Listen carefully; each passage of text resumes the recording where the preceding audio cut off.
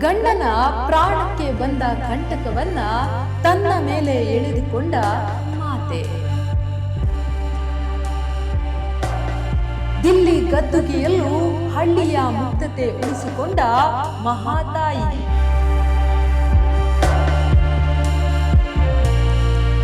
ಮುಂಜಾನೆ 4 ಗಂಟೆಗೆ ಎದ್ದು ಪೂಜೆಯಲ್ಲಿ ತೊಡಗಿಸಿಕೊಳ್ತಾ ಇದ್ದ ಅಪಾರ ದೈವಭಕ್ತೆ. ದೇವೇಗೌಡರ ಉಸಿರಾಗಿದ್ದ ಚೆನ್ನಮ್ಮನವರ ಭಾವನಾತ್ಮಕ ಬದುಕಿನ ಕತೆ ಇಲ್ಲಿದೆ ನೋಡಿ.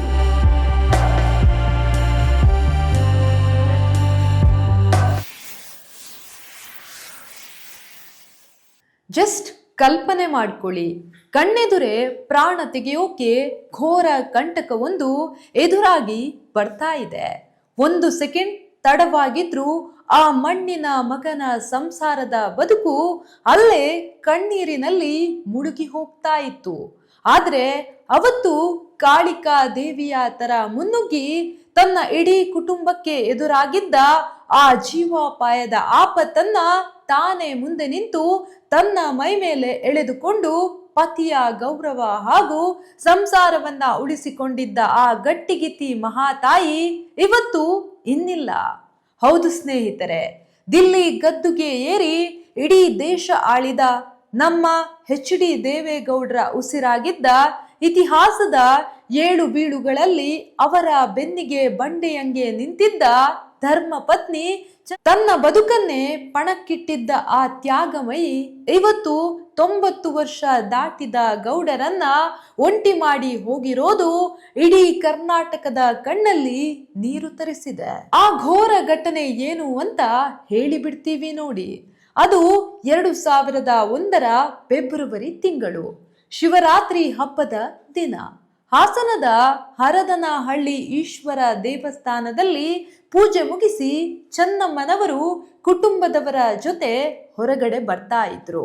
ಆದ್ರೆ ರಾಜಕೀಯ ದ್ವೇಷ ಹೊಂದಿದ್ದ ದುಷ್ಟರು ಗೌಡರನ್ನ ಗುರಿಯಾಗಿಸಿಕೊಂಡು ಅಲ್ಲೇ ದೊಡ್ಡ ಸಂಚು ರೂಪಿಸಿದ್ರು. ಅಂದು ದೇವೇಗೌಡರು ಬೇರೆ ಬೇರೆ ಕಾರ್ಯಕ್ರಮಗಳಲ್ಲಿ ಬ್ಯುಸಿಯಾಗಿದ್ರಿಂದ ಅಲ್ಲಿಗೆ ಬಂದಿರಲಿಲ್ಲ. ಆದ್ರೆ ದೇವೇಗೌಡರ ಮೇಲೆಯೇ ದಾಳಿ ನಡೆಸಬೇಕು ಅಂತ ಆಸಿಡ್ ತಂದಿದ್ದ ಆ ದುಷ್ಟರು ಗೌಡರು ಬಂದಿಲ್ಲ ಅಂತ ಗೊತ್ತಾಗ್ತಿದ್ದಂತೆ ಕ್ರೌರ್ಯ ಮೆರೆದ್ರು. ಗೌಡರ ಮೇಲಿನ ದ್ವೇಷಕ್ಕೆ ಅವರ ಧರ್ಮ ಪತ್ನಿ ಚೆನ್ನಮ್ಮನವರ ಮೇಲೆಯೇ ಎರಚಿ ಘೋರ ಕೃತ್ಯ ಎಸಗಿದ್ರು. ಅದರಿಂದ ದೇಹಕ್ಕೆ ಅಷ್ಟೊಂದು ಗಾಯಗಳಾಗಿ ತೀವ್ರವಾದ ನೋವಿನಿಂದ ನರಳ್ತಾ ಇದ್ರು. ಆ ಸ್ಥಿತಿಯಲ್ಲೂ ಆ ತಾಯಿ ಕೇಳಿದ್ದು ಒಂದೇ ಮಾತು, ನನ್ನ ಪತಿ ಚೆನ್ನಾಗಿದ್ದಾರಲ್ವಾ? ಆಸ್ಪತ್ರೆಯ ಬೆಡ್ ಮೇಲೆ ಸಾವು ಬದುಕಿನ ಮಧ್ಯ ಹೋರಾಡುವಾಗ್ಲೂ ಗೌಡ್ರ ಕೈ ಹಿಡಿದು ನನ್ನ ಮೇಲೆ ಈ ರೀತಿ ಮಾಡಿದವರನ್ನ ದಯವಿಟ್ಟು ಕ್ಷಮಿಸಿಬಿಡಿ ಅಂದಿದ್ರು. ಅದೆಂತ ದೊಡ್ಡ ಗುಣ ಅಲ್ವಾ? ಇಂಥ ಗಟ್ಟಿಗಿತಿ ಚೆನ್ನಮ್ಮನವರ ದಿನಚರಿ ಹೇಗಿತ್ತು ಗೊತ್ತಾ? ಆ ತಾಯಿ ಅಪಾರವಾದ ದೈವ ಭಕ್ತೆ. ಗೌಡರ ಇಡೀ ರಾಜಕೀಯ 7 ಬೀಳುಗಳ ಹಿಂದೆ ಗಟ್ಟಿಯಾಗಿ ನಿಂತಿದ್ರು.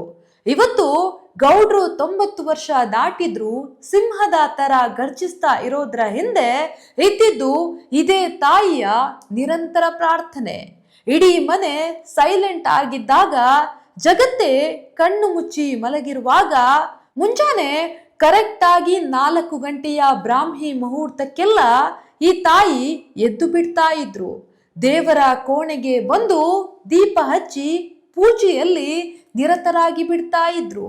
ತನಗೆ ಅರಮನೆ ಬೇಡ, ಆಸ್ತಿ ಬೇಡ, ತನ್ನ ಗಂಡನಿಗೆ ಯಾವುದೇ ಕಂಟಕ ಬರಬಾರ್ದು, ತನ್ನ ಮಕ್ಕಳು ಮೊಮ್ಮಕ್ಕಳು 100 ಕಾಲ ಚೆನ್ನಾಗಿರ್ಬೇಕು ಅಂತ ಆ ಮುಂಜಾನೆ ಹೊತ್ತಿನಲ್ಲಿ ದೇವರ ಹತ್ರ ಕಣ್ಣೀರಿಟ್ಟು ಬೇಡ್ತಾ ಇದ್ರು.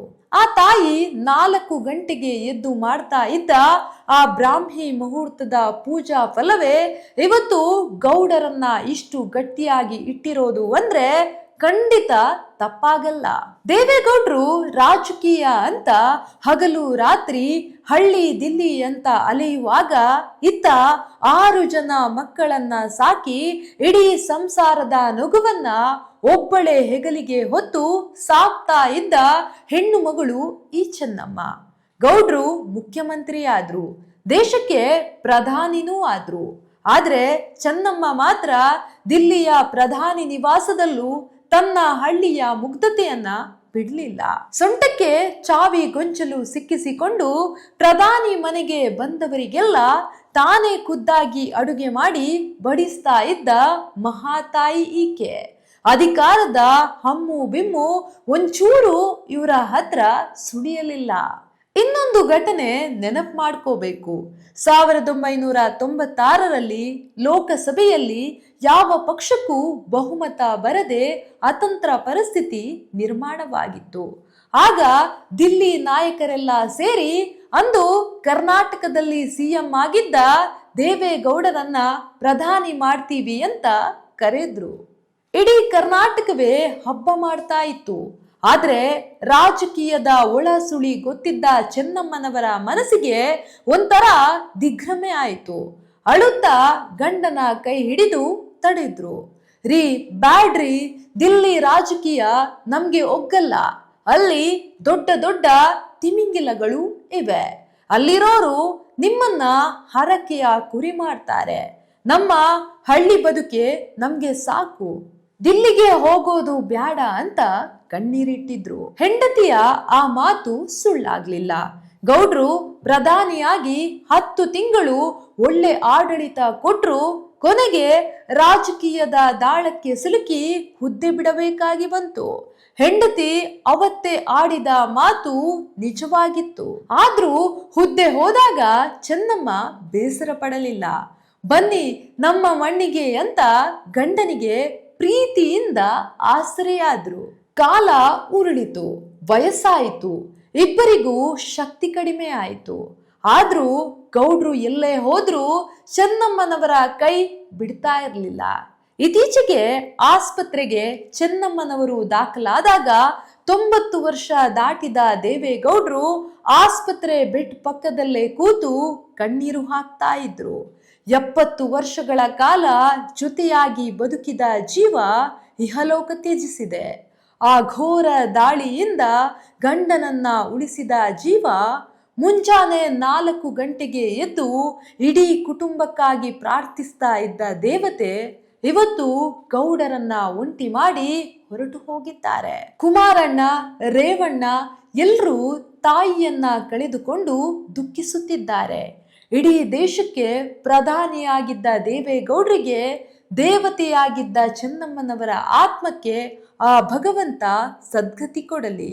ಗೌಡರ ಕುಟುಂಬಕ್ಕೆ ಈ ದುಃಖವನ್ನ ತಡೆದುಕೊಳ್ಳೋ ಶಕ್ತಿ ನೀಡಲಿ ಅಂತ ಪ್ರಾರ್ಥಿಸೋಣ.